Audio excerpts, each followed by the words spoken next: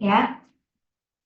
Jadi kalian harus punya attitude yang baik untuk bisa berhadapan dengan orang.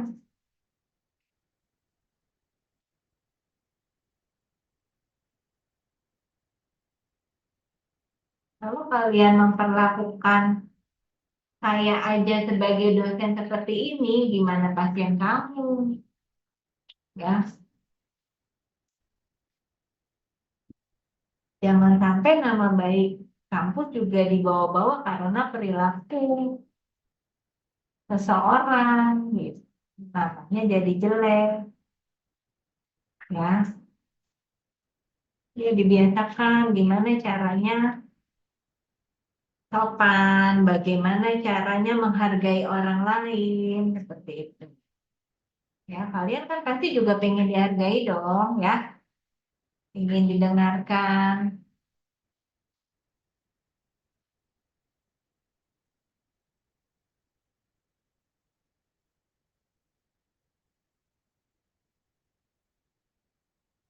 Karena masih baru 69, berarti 8 orang nggak hadir ya? Diva ya? Diva kan ketuanya siapa? Diva. Ketua kelasnya siapa?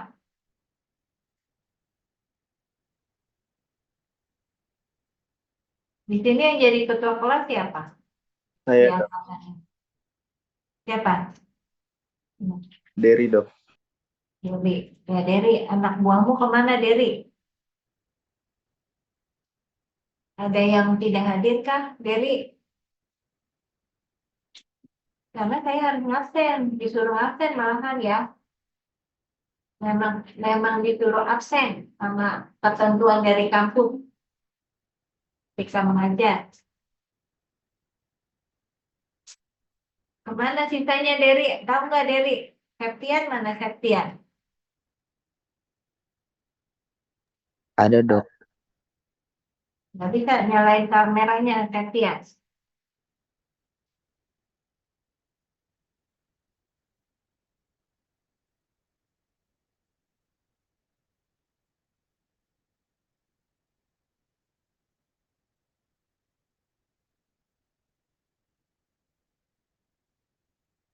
Apalagi murid temennya dari 6 orang lagi. Iya dokter 5 orang lagi. 6 orang lagi. 6 orang lagi kemana? 6 orang lagi. Ada yang tahu? Ini sudah lewat hampir setengah jam ya dari waktunya. 6 orang lagi belum bergabung.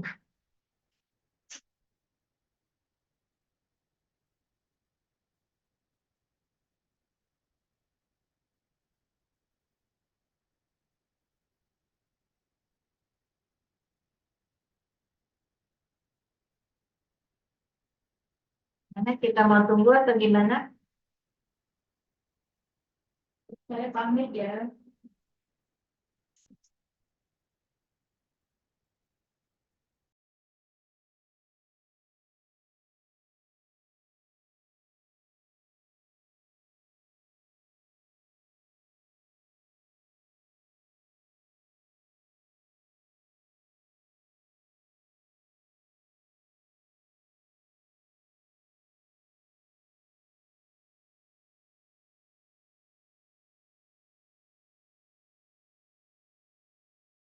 Sabila, mana Sabila? Ada dokter. 5 orang lagi gimana 5 orang?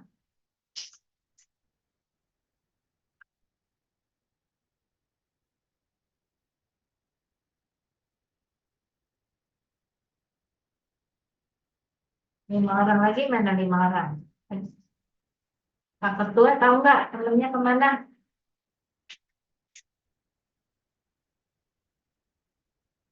Kurang tahu dok karena kosnya beda-beda dok.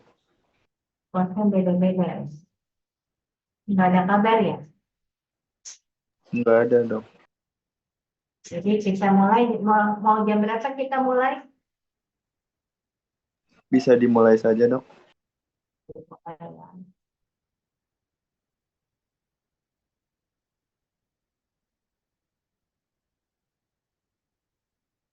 Kita bicara tentang psikotik ya. Ada yang tahu psikotik apa? Kan kemarin sudah dibahas sedikit.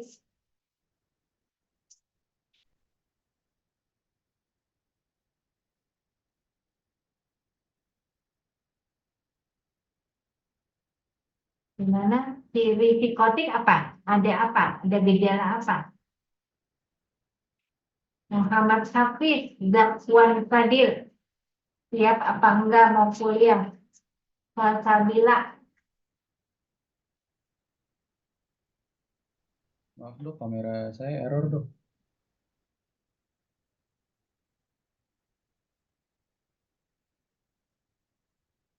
gimana? Boleh di chat gejala psikotik itu apa? Ada apa dan apa yang dikatakan psikotik? Ya, cut. Oke. Nadia, oke. Jadi nanti saya ngajarinya poin-poin aja, ya, seperti kemarin. Untuk kriteria diagnosis, kamu baca ya. Ini saya ngajarin poin biar kalian nggak pusing, ya. Karena kalau saya cantumin semua kriteria diagnosis, kamu bacanya pusing, ngertinya enggak, gitu ya. Ini poin-poinnya aja, tapi kalau kamu tapi kamu harus baca, bukan berarti kamu cuma baca poin-poin gitu ya. Harus baca semuanya yang lengkapnya.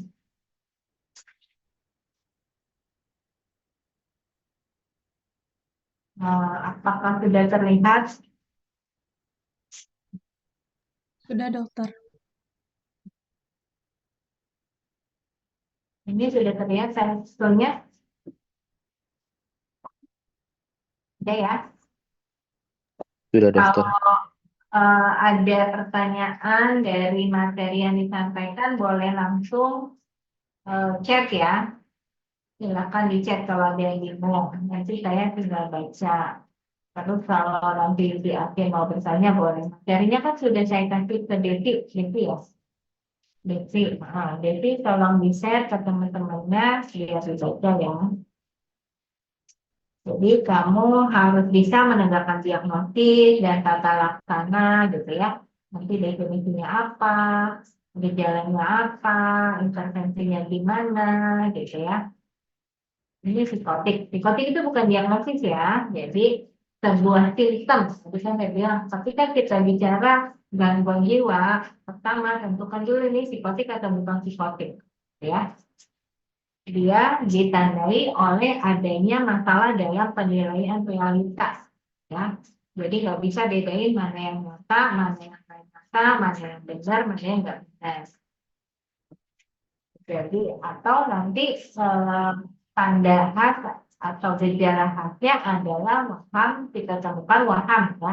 Nanti definisi waham, sudah tahu belum definisi waham? Silakan di-share definisi waham. Waham apa? Waham delusi dok. Ya, apa definisinya? Boleh langsung audio boleh. Silakan. Definisinya apa? Untuk waham.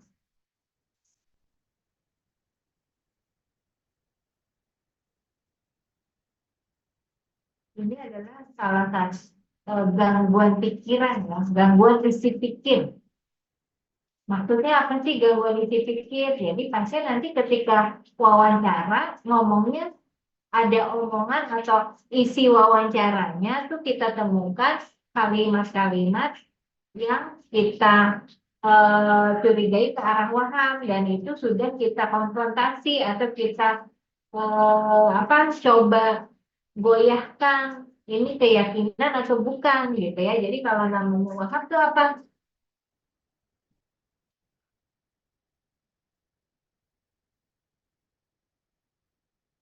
Waham adalah kepercayaan yang menetap yang tidak sesuai fakta ya pakai sakinan betul. Jadi gini, saya misalnya eh, Terus jangan buru-buru juga mengatakan itu waham gitu ya. Misalnya saya bilang saya nggak suka sama dia, terus kamu bilang saya punya waham kejar atau waham curiga.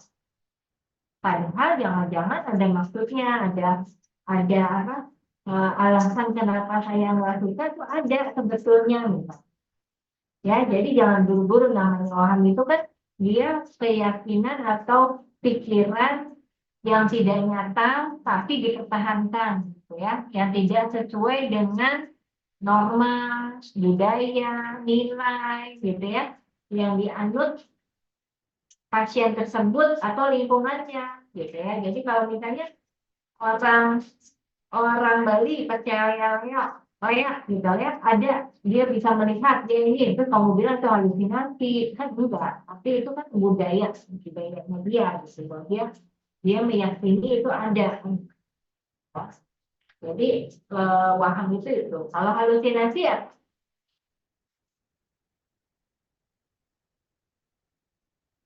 ada yang tahu halusinasi apa?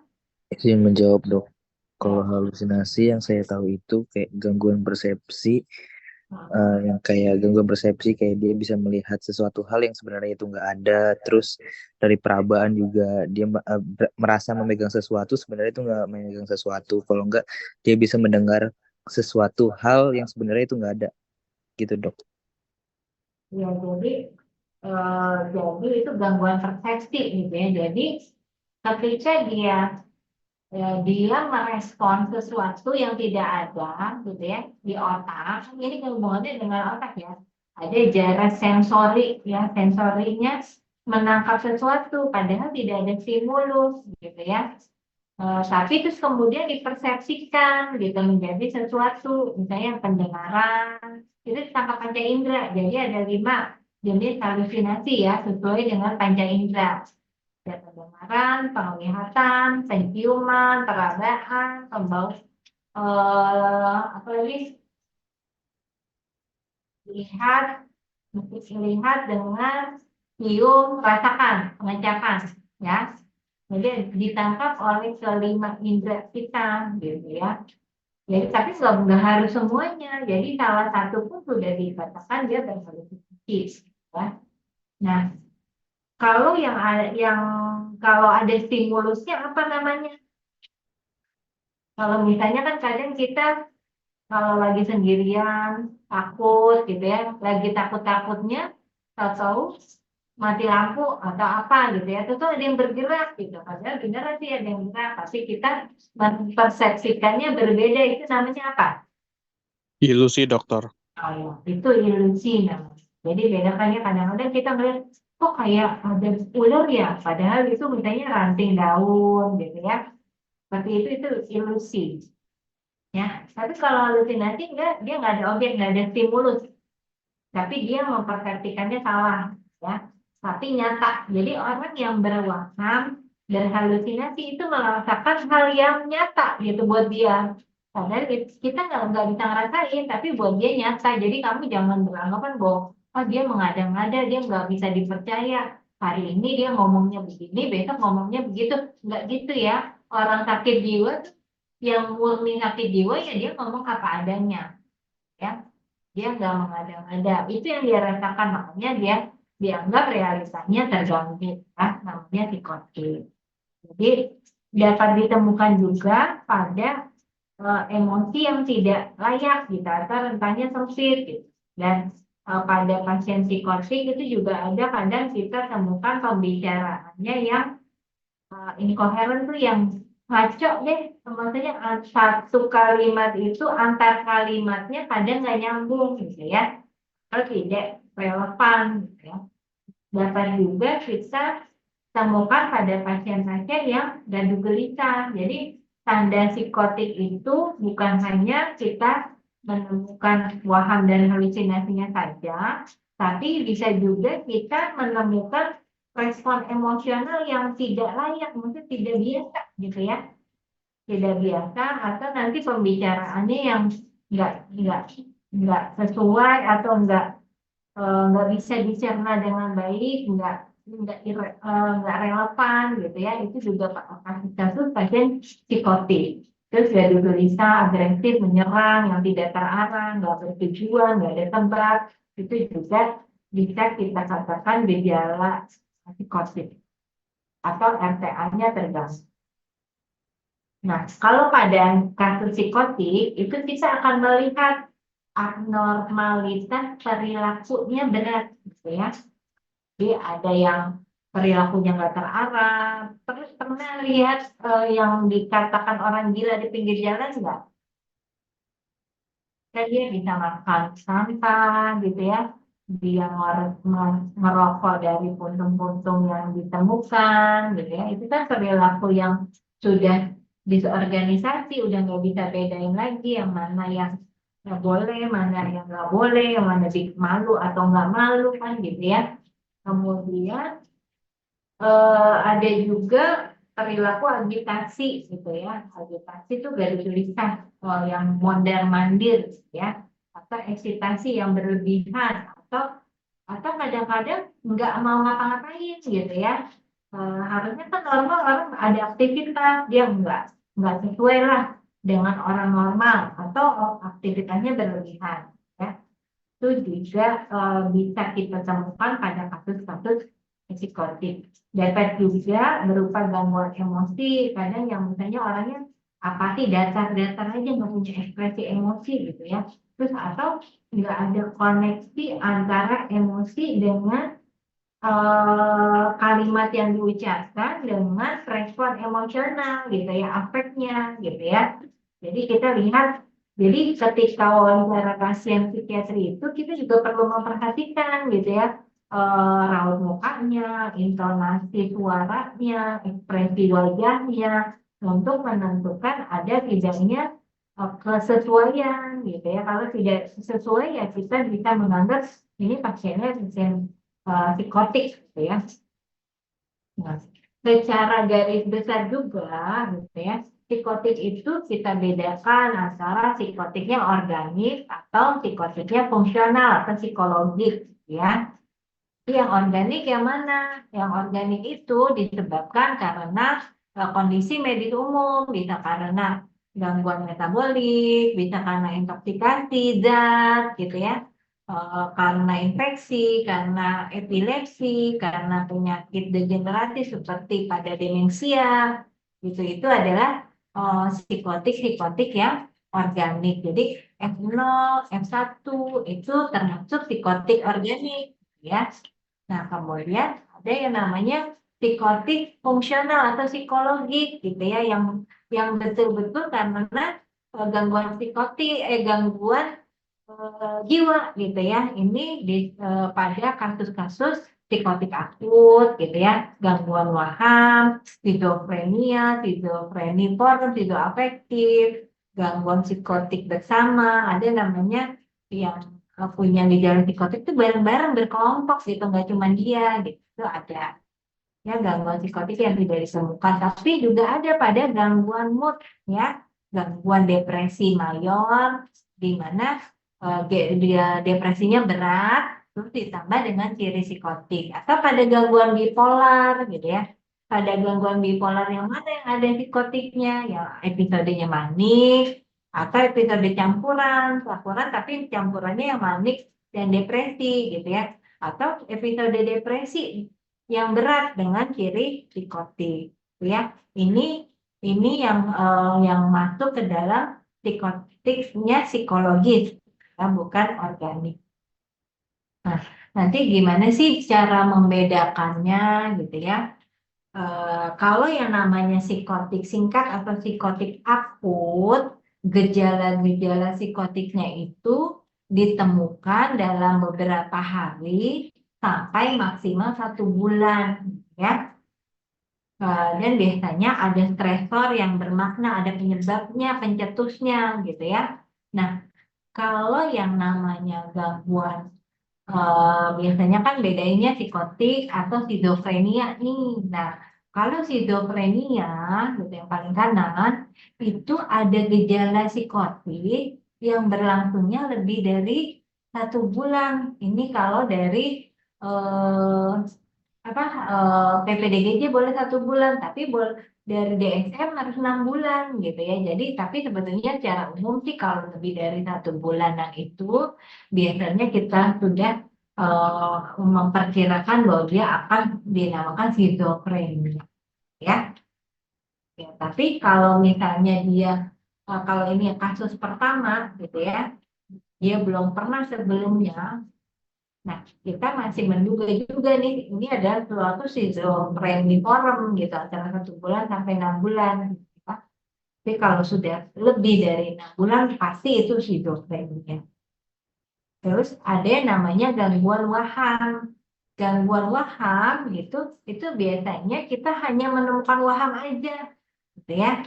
Bedanya, apa sih bedanya dengan psikotik akut dan skizofrenia? Kan sama-sama ada waham, kan gitu ya.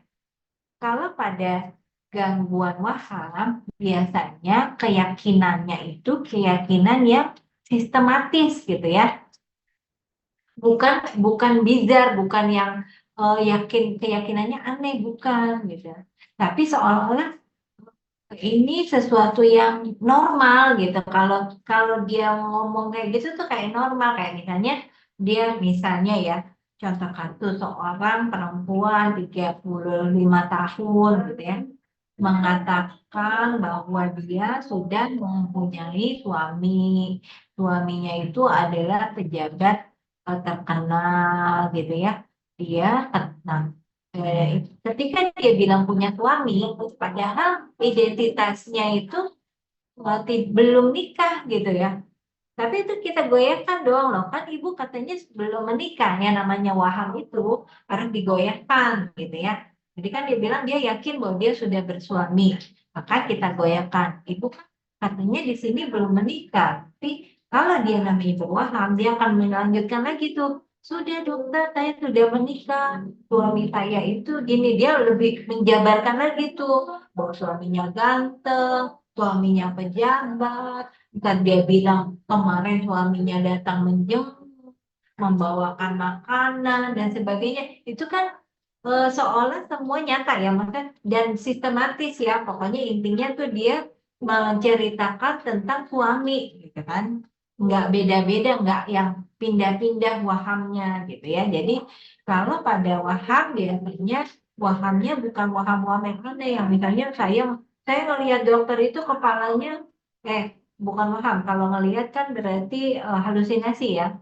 Tapi saya yakin bahwa ibu saya itu titisan Nyi Roro Kidul, kata dia gitu kan.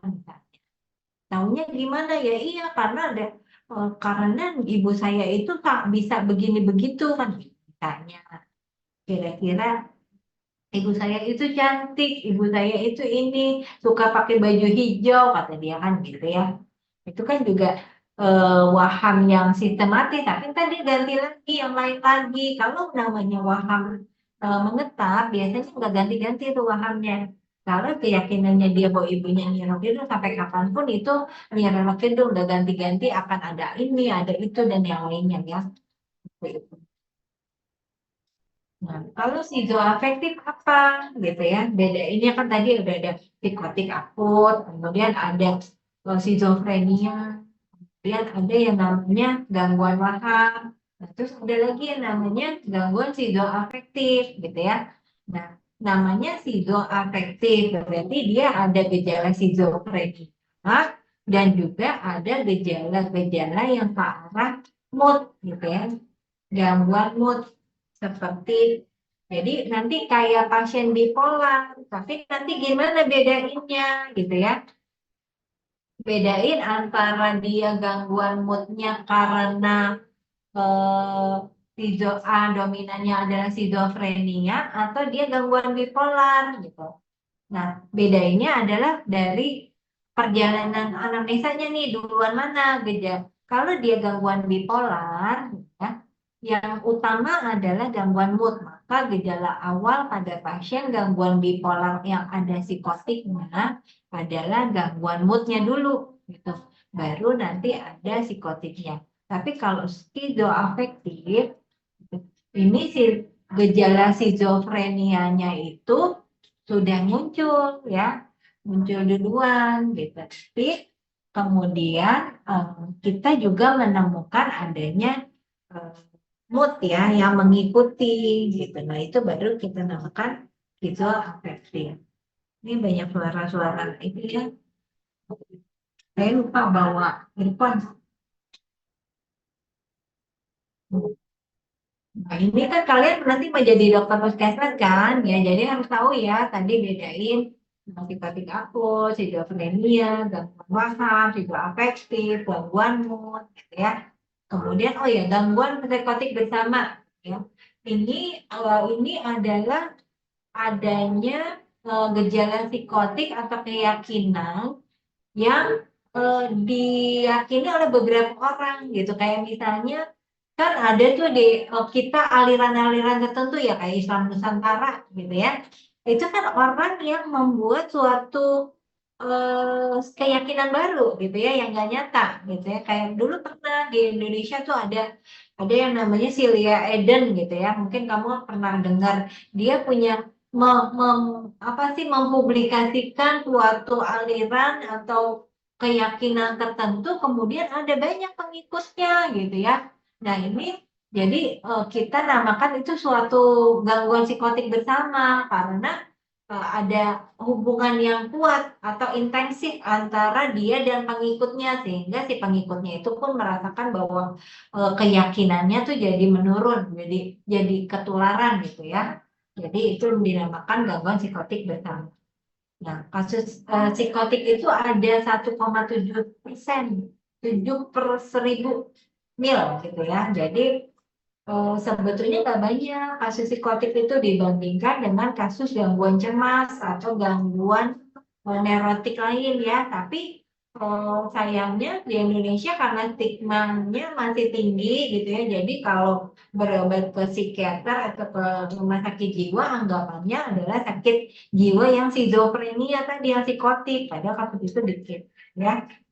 Nah, ini dampaknya tapi luas kepada masyarakat, kepada pasien sendiri, pada keluarga, gitu. Kadang-kadang ada pelanggaran HAM di sini, di mana? Kenapa? Kadang pasiennya dipasung biasanya ya, dan ini sering diabaikan. Dan juga tata laksananya harusnya bisa di layanan primer ini kayak gini kan kamu pernah lihat ya, ini yang pasien gelandangan, gitu ya. Ini nih yang dikatakan gila tanda kutip beneran gitu ya. Psikotik beneran nih skizofrenia tapi yang bahkan mungkin halusinasinya udah nggak dominan lagi gitu ya. Jadi dan banyak kasus dipasung. Penyebab psikotik itu sendiri multifaktorial gitu ya, ada faktor biologi, psikologis dan sosial. Jadi kalau ditanya apa sih sebabnya orang jadi sakit jiwa gitu ya, itu nggak bisa kita katakan bahwa oh ini karena faktor keturunan aja, enggak. Atau ini karena dia gara-gara diputusin pacar jadi sakit jiwa, enggak. Nanti kalau kayak gitu semua orang putus cinta sakit jiwa ya, gitu. Tapi ada multifaktor, ada masalah biologi bisa gitu ya, masalah psikologinya ini bisa juga gitu dan sosialnya juga. Jadi orang menjadi sakit itu bukan hanya karena faktor turunan, tapi juga karena faktor psikologi, misalnya pola asuh, seperti itu ya. Kemudian bagaimana lingkungannya, gitu ya, interaksi sosialnya, kenyamanan lingkungannya itu juga mempengaruhi. Kalau dia munculnya gejala psikotik itu bisa tiba-tiba atau perlahan ada gejala prodromal namanya gitu ya. Misalnya dia cuma awalnya menarik diri doang tapi belum muncul halusinasi dan waham gitu. Itu gejala prodromal namanya. Jadi biasanya gejala psikotik itu muncul di usia 15 sampai 25 tahun. Makanya kita jarang menemukan gangguan jiwa pada anak-anak gitu ya. Gangguan jiwa berat itu biasa terjadi pada usia remaja dewasa ya. Dia biasanya tadi ada prepsikotiknya atau gejala prodromalnya gitu ya. Dan biasanya ini gejala-gejala prodromal lebih umum gejala negatif seperti menarik diri, nggak minat, malas dan sebagainya ya. Baru nanti itu gejala positif. Jadi ini ternyata perjalanan psikotik cuma dikit yang cuma 1 kali ngalamin gejala psikotik gitu ya. Ternyata ada yang paling banyak itu adalah yang beberapa kali bahkan naik turun dan sering kambuh gitu ya, 43%. Tapi ada juga yang beberapa kali psikotiknya gitu ya, tapi fungsinya tetap baik gitu ya.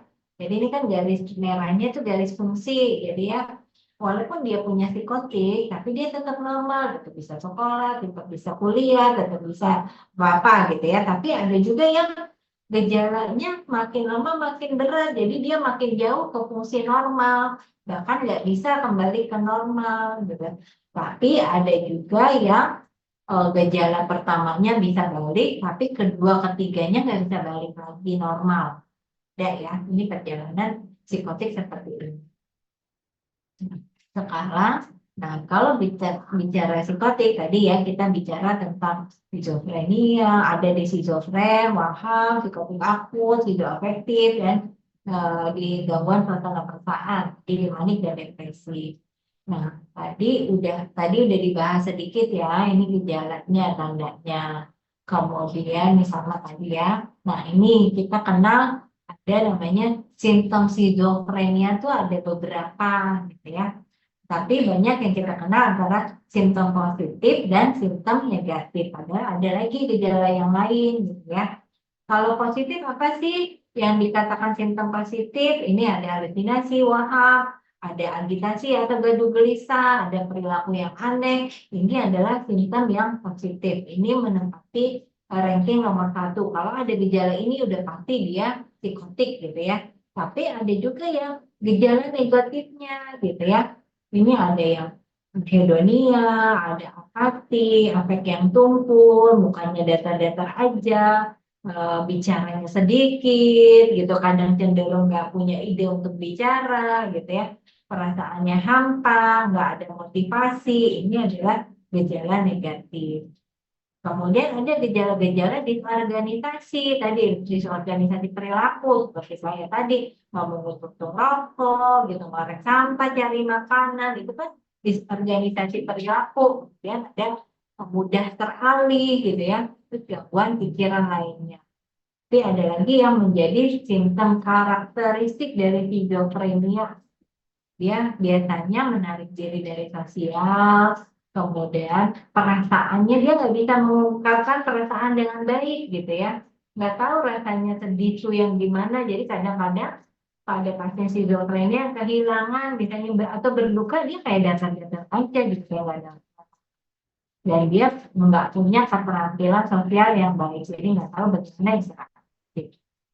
Jadi terus kalau dari tipenya skizofrenia itu ada banyak, ada skizofrenia paranoid, ada skizofrenia katatonik, ada tipe skizofrenia disorganisasi atau hebefrenia gitu ya, kemudian ada yang residual, ada yang tidak dapat dispesifikasi. Jadi masing-masing punya ciri khas gitu. Kalau paranoid dia punya waham yang menonjol gitu ya, waham yang menonjol atau halusinasi yang menonjol. Ini pada kalau pada disorganisasi atau hebefrenia, dia lebih banyak pada disorganisasi pikir yang berat. Jadi kalau orang yang pikirannya punya kekacauan yang berat, biasanya omongan antar kalimat atau antar katanya tuh nggak bisa membuat kalimat yang baik, yang bisa dimengerti gitu ya. Yang dan juga perilakunya juga disorganisasi tadi, kayak kan pasien yang mau sampah ngomong sendiri itu kan karena halusinasinya, tapi dia udah nggak pikirannya udah nggak sinkron banget gitu ya, jadi sampai kacau gitu. Itu tipe yang disorganisasi. Kalau tipe katatonik ini lebih dominan pada kita melihat dia di anggota geraknya gitu ya, di psikomotornya, biasanya ada yang mematung gitu ya, ada yang mempertahankan posisi tertentu dalam waktu yang lama gitu ya, ketika atau yang terlalu nurut gitu ya, mau kita tangannya kita taruh di kuping juga mau, sampai kita rubah lagi baru berubah. Kalau nggak dirubah ya udah diam aja gitu. Itu tipe katatonik. Kemudian tipe residual. Kalau residual biasanya gejala positifnya tadi ya kan ada gejala positif, ada gejala negatif gitu ya. Ada disorganisasi, ada yang menjadi karakter. Nah kalau di residual yang menonjol adalah simptom negatif. Nah, gimana sih kalau kita ada orang psikotik nih menentukannya gitu ya. Ini algoritmanya ya untuk kita temukan gejala-gejala psikotik tadi. Nah, kita pikirkan tadi gangguan paham atau bukan, karena kondisi medis umum atau bukan, karena zat atau bukan, gitu ya. Kalau bukan dari atas, gitu ya. Jadi kita baru berpikir, oh ini karena psikotik akut atau schizofrenia atau waham, gitu ya. Kalau dia kurang dari 1 bulan, maka kan kita bilang dia psikotik sementara, gitu ya. Kalau dia lebih dari 1 bulan sampai 6 bulan, itu minimal durasinya memang 6 bulan kan tidak ya. Kalau kurang berarti schizofrenia. Kalau dia ada komponen mood maka hiperaktif gitu ya. Kalau dia depresi duluan baru psikotik maka dia gangguan depresi gitu ya. Kalau dia moodnya singkat gitu ya. Nah, ini nih algoritmanya untuk mempermudah ya. Intinya sih yang tadi ya. Nah, sekarang yuk kita belajar. Kalau nih, sekarang boleh buka audionya, kamu tentuin. Kalau pasien umur 29 tahun meyakini bahwa akan ada orang yang mencelakakan dirinya, dia memerintahkan semua pintu dikunci gitu ya. Nah, ini adalah suatu waham, kan gitu ya, waham kejar. Kira-kira diagnosisnya apa?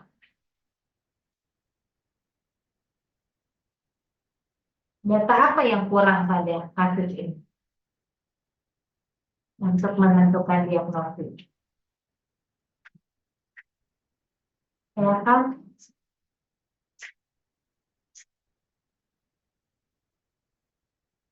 Data apa yang kurang? Pada kemana ini? Halo, Insa, Nurhani. Data apa yang kurang?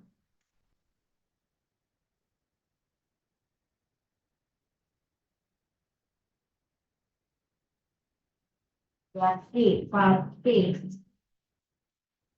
dasar, Esa.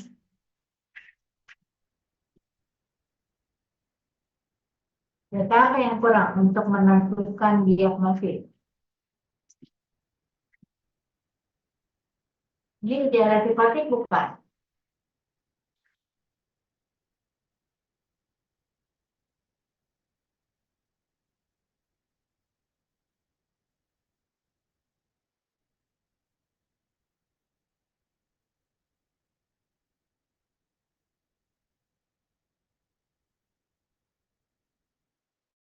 Gejala psikotik bukan ini. Iya, Dok. Kira-kira data apa yang bisa apa aja yang bisa semuanya ya? Apa aja tadi diagnosisnya? Lalu kita temukan gejala ini kalau psikotik kan ya? Diagnosisnya apa coba?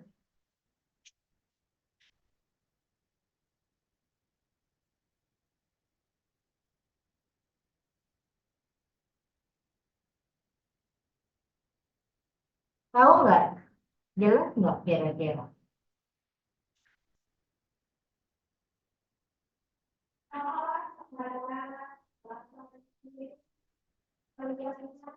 Padahal tadi saya jelas ini gampang-gampang loh. Data apa yang kurang?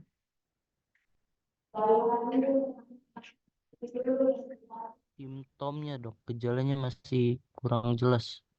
Hah? Apanya? Buat negakin diagnosisnya masih kurang jelas karena di situ baru ada simptom positifnya yang waham aja dok. Ya.